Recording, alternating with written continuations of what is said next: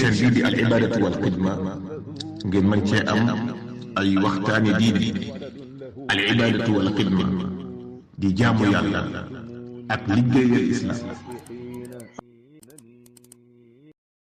ok suñu mbàcc jërëjëf. waaw man de masala mi dama ci pare woon ba ci taaliqee ci li al ustaas Touré waxoon ba tey daal ba ci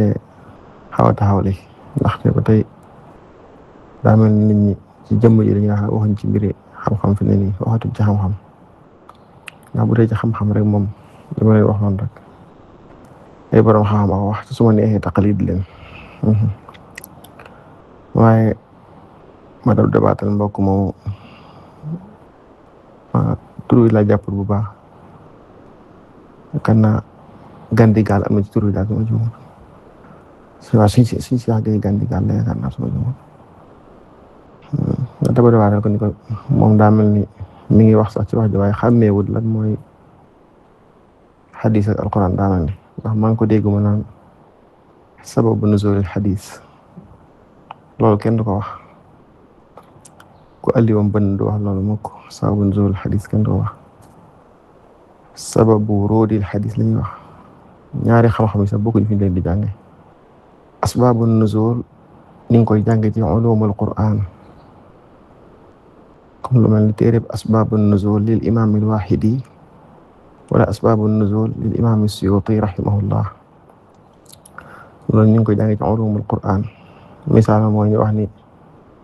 sababu nuzuli ayatil ifki mooy Abdullah ibn Ubay ñoom niñ tuumaaloon sayyidatuna Aïcha ci wax ju ñaaw ñu ko tuumaaloon aaya bi daal di wàcc kon buñ ne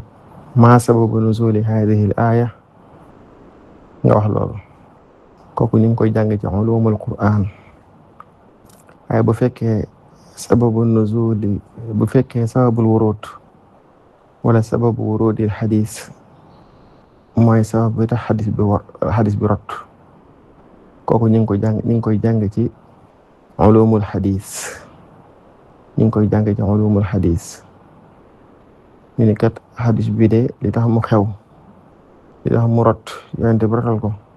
mooy nangam ak nangam moo xewoon yonente bi daal di wax nangam ca loola xewoon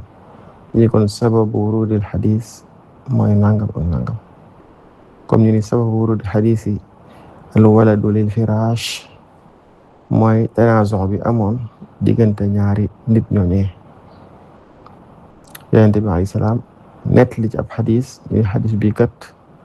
sababu wurudihi mooy nangam bi xewoon kon ñaari xam-xam yi sax bokkuñ fi leen di jànge xam-xamu asbaabu nuzul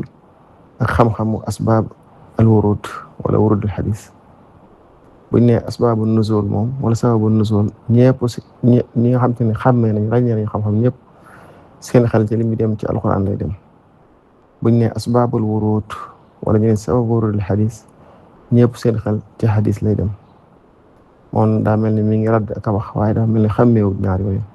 ko xàmmeewut ñaar yooyu day mel ni ferego ci xam-xam moo tax kon jot li ko lool ni ko ab bindu bu bees la boo xam te nii nga dem jàngiwaat ko wallahu waliyu tawfiq assalaamu aleykum wa rahmatullah